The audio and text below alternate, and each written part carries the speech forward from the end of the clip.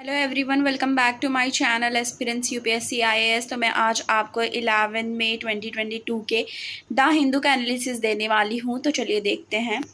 पहले आप page number first पे आ जाएंगे तो इसमें यह है, Supreme Court seeks interim protection for people charge with sedition. तो सीडिशन से रिलेटेड कल भी हमने न्यूज़ पढ़ा था। इसमें अभी क्या है कि सुप्रीम कोर्ट ने बोला है कि इंटरिम प्रोटेक्शन लेने के लिए जो भी पीपल चार्ज्ड रहेंगे, मतलब जिनके ऊपर चार्ज होगा सीडिशन का, court give 24 hours for the response from centre which plan to re examine law. Court ने क्या किया है कि 24 घंटे का टाइम दिया है सेंटर को कि ये जो प्लान है जो री एग्जामिन लॉ का, ठीक है, उसमें कोर्ट ने रिस्पॉन्स मांगा है सेंटर से। तो ये वाला आपको पढ़ना है। आगे देखते हैं।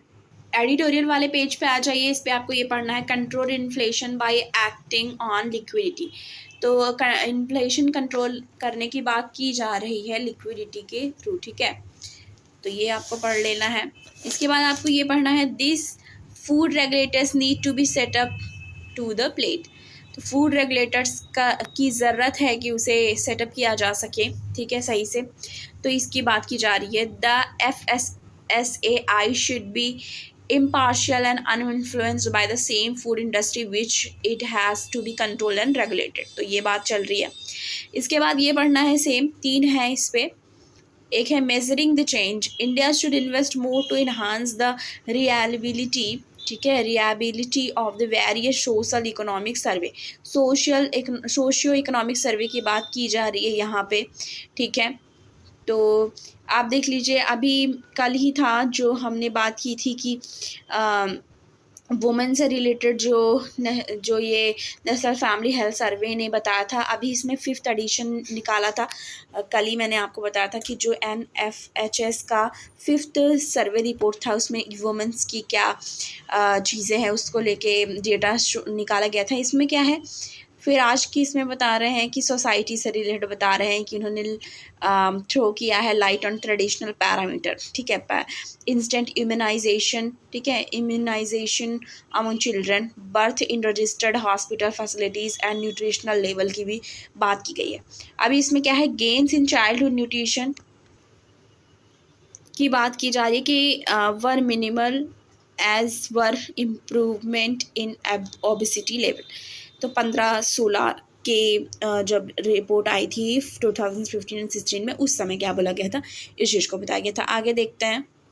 उसके बाद आपको ये पढ़ना, the learning ground of Ukraine. Learning grounds क्या है यूक्रेन के? Over 2 months into the Russia Ukraine conflict, it is time for India to draw some interim lesson. तो बताया जा रहा है कि जो 2 month से रशिया और यूक्रेन का इन्वेजन चल रहा है, जो चीज़ें हो रही हैं, उससे एक इंटरिम लेसन लेने की ज़रूरत है, मतलब टाइम आ गया है इंडिया के लिए, ऐसा बोल रहे हैं इस आर्टिकल में। जो मनमोहन बहादुर हैं उन्होंने ये बताया है आर्टिकल में। आगे देखते हैं। टेक्स्ट एंड कॉन्टेक्स्ट वाले पेज पे आ जाएंगे तो इस पे हमें ये पढ़ना है, the interim 4 warnings of the global study on bird, ठीक है। इसमें IUCN से भी रिलेटेड है। तो IUCN से रिलेटेड आप अलग से भी नोट्स अपनी बना लेंगे कि इसमें कितने स्पेसीज़ हैं जो इंडेंजर्ड हैं, क्या है क्या नहीं है, वो करना है आपको, ठीक है।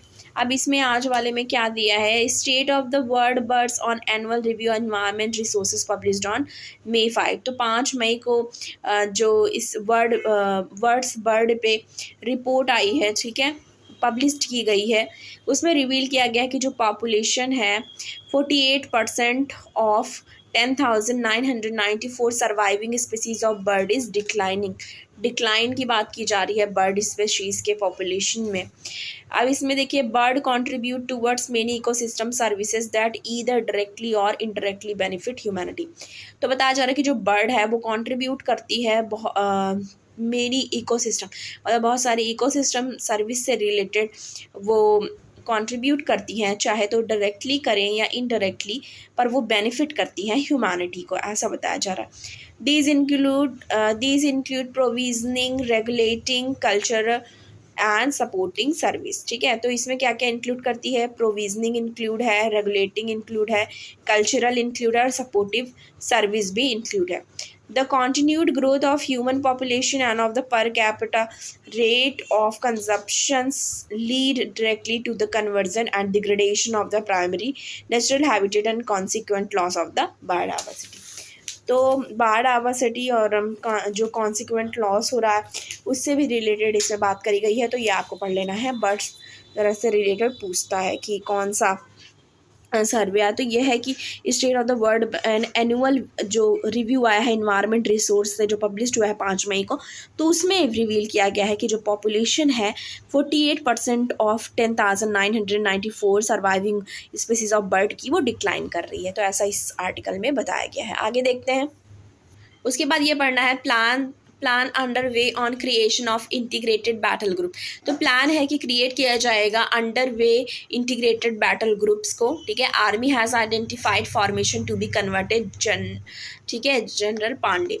तो अभी ये देख लीजिए कि आर्मी के जो चीफ हैं, ठीक है, उन्होंने ऐसा बोला है। तो इसमें क्या है, army has identify a holding formation on the western front and the strike formation on the northern border to be converted into agile integrated battle group.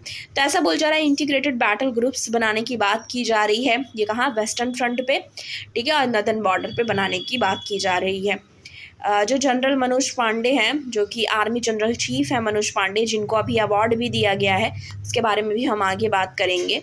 तो army chief general Manoj Pande जो हैं, उन्होंने ये बताया है कि consultations are complete and is now in the process of final compilation. तो बता रहे हैं फाइनल कंपाइलेशन की बात की जा रही है।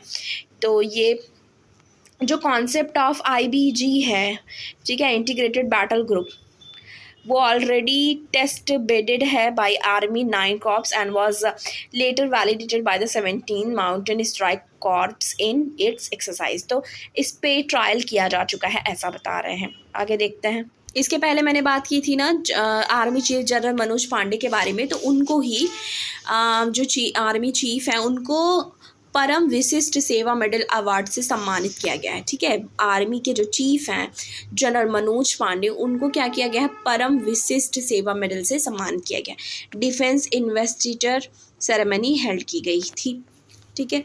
इसके बारे में जान लीजिए कि army chief general Manoj Pande was on Tuesday conferred with the Param Vishisht Seva medal for the distinguished service of exceptional order by the president Ramnath Kovind at the defence defence investiture ceremony held at Rashtrapati Bhavan. तो राष्ट्रपति भवन में सेरेमनी हेल्ड की गई, जहाँ पे army general chief Manoj Pande ji को सम्मानित किया गया, ठीक है। अब इसके साथ साथ आपको ये भी देखने की ज़रूरत है कि ये जो गैलेंट्री अवार्ड दिया गया है वो personal for displaying conspicuous gallantry, ठीक है, इंडोमिटेबल करेज एंड एक्सट्रीम जो डिवोशन है उनका ड्यूटी की तरफ, उस चीज़ के लिए दिया गया है।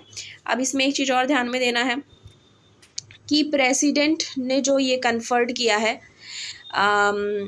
अवार्ड, ठीक है, उसमें 14 परम विशिष्ट सेवा मेडल अवार्ड है, 4 उत्तम सेवा मेडल है, ठीक है, 24 अति विशिष्ट सेवा मेडल है जो कि डिस्टिंग्विश्ड किया गया है सर्विस ऑफ एक्सेप्शनल्स ऑर्डर के लिए। और ये जो अवार्ड है वर अप्रूव्ड बाय प्रेसिडेंट इन जनवरी। तो इस अवार्ड को जनवरी में ही अप्रूव्ड कर दिया गया था और कहते हैं नहीं कि बताया गया था कि ये अवार्ड दिया जाएगा और किनको किनको दिया जाएगा, पर अभी ये दिया गया, ठीक है। तो ये आप देख लीजिए। आगे देखते हैं।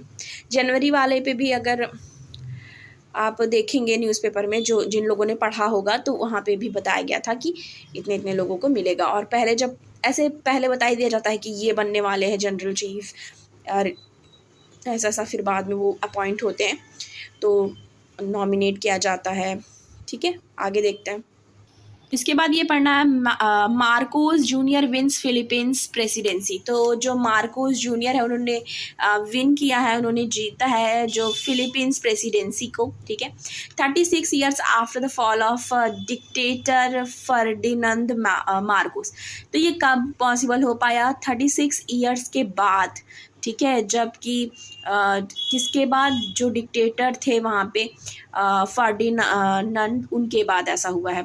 और his son is voted to power in landslide. उनके सन को फिर वोट है उसके लिए उनको लैंडस्लाइड की बात की जा रही है कि उनको मिला।